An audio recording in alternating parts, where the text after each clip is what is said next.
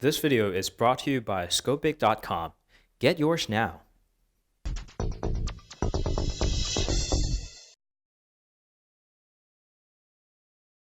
Hey guys, welcome back. This is Phil from underKG.com, and what I have here is the Premium XZ Premium from Sony. Now, this is the second 4K UHD smartphone from both Sony and from the world. The first being the Xperia Z5 Premium. It was the first to serve with that massive 4K resolution, and this has the same resolution in 5.5 inches of a display panel. So you might wonder why you need a 4K resolution on a smartphone when you don't even have 4K on your desktop. Don't really have quite a good reason for that, because the other manufacturers like Samsung has a good reasoning behind that, the VR experiences, but Sony doesn't quite have a good answer to that. But you can still watch and view your photos and videos that you have taken in the native 4K resolution. Here's a packet with the manual and the USB Type-C cable. We're very sure that you're not interested in the cable, so we're going to skip that, and the charger along with the earphones there, which you must not be interested.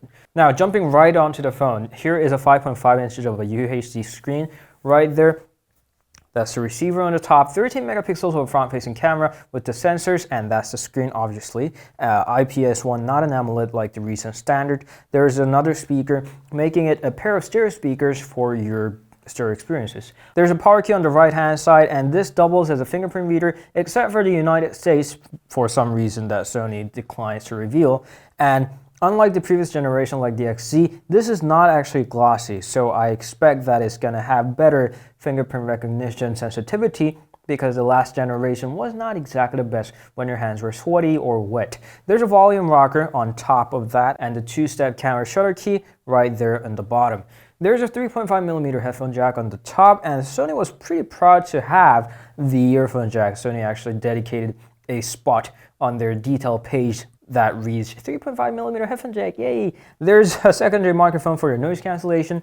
Moving on to the right hand side, there is a micro SD card expansion slot along with the nano SIM card tray, and as you can see from the sealing, waterproof sealing right there, this also is IP68 water and dust resistant, so just like any other Sony Xperia, you can quite safely use this underwater, although it's not advised to. There's a USB Type-C port on the bottom, microphone, and moving on to the back, we have a camera. That's the highlight of the XZ Premium and the XZS. Sony calls it the Motion Eye. The Motion Eye is actually the name of a very old Sony Vaio cameras. They actually recycled that name for that super fast camera. You can go up to 960 frames per second for HD resolution, and that takes still photos at 19 megapixels. RGB IR color spectrum sensor is there, face detection autofocus, and the predictive autofocus as well. And there is a LED flash, Xperia logo, NFC goes right there, and the rest is pretty glossy and reflective in the same time.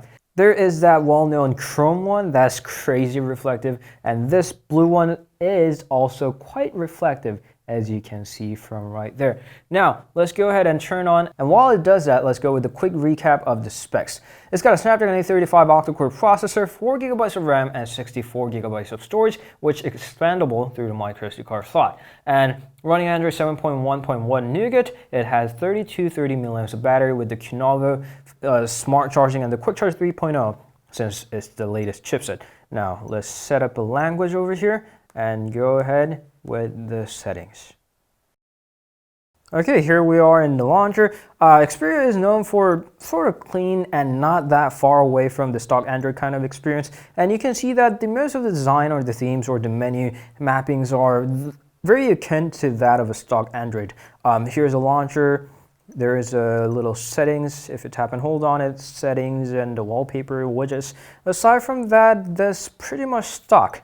The other notable features are mostly in the camera division. It's got a 5-axis digital image stabilizer, and it's an f2.0 Exmor RS camera, so that is supposed to do very well in the darker environments. And here we are in the camera save location, and the Sony Superior Auto is not exactly known for its quality, so you might as well do a scene mode or the manual if you know what you're doing.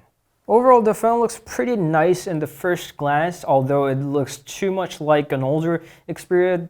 I don't think Sony ever had that much of changes since the Xperia Z2. I think they've been refining all the design and the specs or whatnot, and this seems like no exception. After looking at the Galaxy S8, you might as well notice that the bezels on top and bottom are way too wide and the spaces are wasted. I don't always quite agree on the zero bezel or the bezelless design, but Sony may have to work a little bit harder to, refine more of their design overall. Anyway, that only is on the outside and the first glance, so I don't know how it's going to perform in real life, the battery life, photo quality, or that slow motion that Sony was so proud of. So I'll spend more time with the Xperia XZ Premium, the world's second UHD 4K resolution with the HDR10 support. We'll get back with a review very soon. Thank you always for watching, and we'll see you guys later. You can always meet us on Instagram, Facebook, Twitter, and Google+. And this was Xperia XZ Premium.